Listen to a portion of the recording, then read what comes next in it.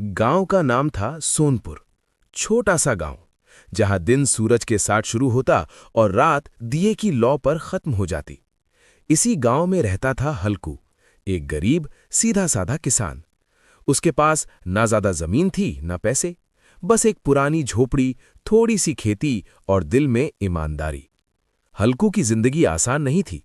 हर साल फसल के समय उसे सबसे ज्यादा डर लगता, पुलिस और महाजन से। महाजन ने उसे कर्ज दे रखा था और पुलिस अक्सर वसूली के नाम पर गांव आ जाती थी। हल्कू जानता था कि अगर समय पर पैसे ना दे पाया तो पुलिस की लाठी उसकी पीठ पर जरूर पड़ेगी। उस साल ठंड कुछ ज्यादा ही थी। खेत में फसल अच्छी थी, लेकिन हल्कू के पास इतना पैसा नहीं था कि वो कर्ज चुका सके।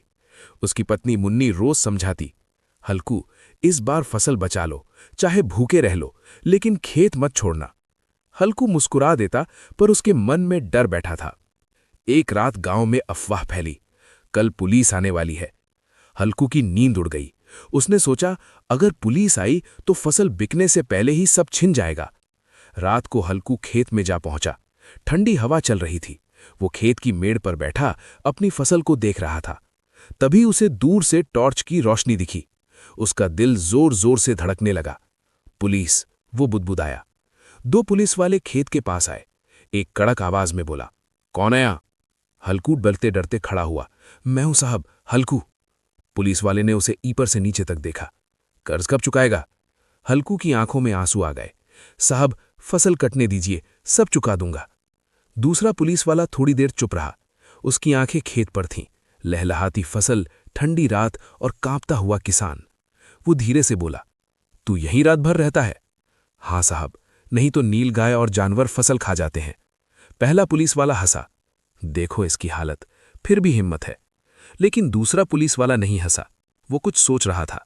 थोड़ी देर बाद उसने अपने साथी से कहा, चलो आज नहीं, कल थाने में रिपोर्ट करेंगे। पुलिस के जाने के बाद हल्कू वहीं जमीन पर बैठ गया। उसकी आंखों से आंसू बह रहे थे, लेकिन दिल में थोड़ी सी राहत थी। अगले दिन गांव में एक नई खबर फैली, नया थाना प्रभारी आया है। उसका नाम था इंस्पेक्टर राघव सिंह। सख्त चेहरा, लेकिन आंखों में इंसानियत। उसने गांव की हालत देखी, गरीबी, डर और कर्ज। उसने गांव वालों से कहा, पुलिस डराने के लिए नहीं, मदद के लिए है। गांव वाले हैरान थे। राघव सिंह ने हल्कू को थाने बुलाया। हल्कू कांपता हुआ पहुंचा।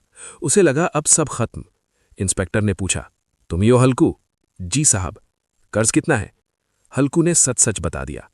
इंस्पेक्टर कुर्सी से उठा, खिड़की से बाहर देखा और बोला, किसान अगर डर में जिएगा तो देश कैसे चलेगा? उसने आदेश दिया कि जब तक फसल नहीं बिकती तब तक किसी किसान पर जोर जबरदस्ती नहीं होगी। हल्कू को अपने कानों पर यकीन नहीं हुआ। फसल कटी, हल्कू ने कर्ज चुकाया।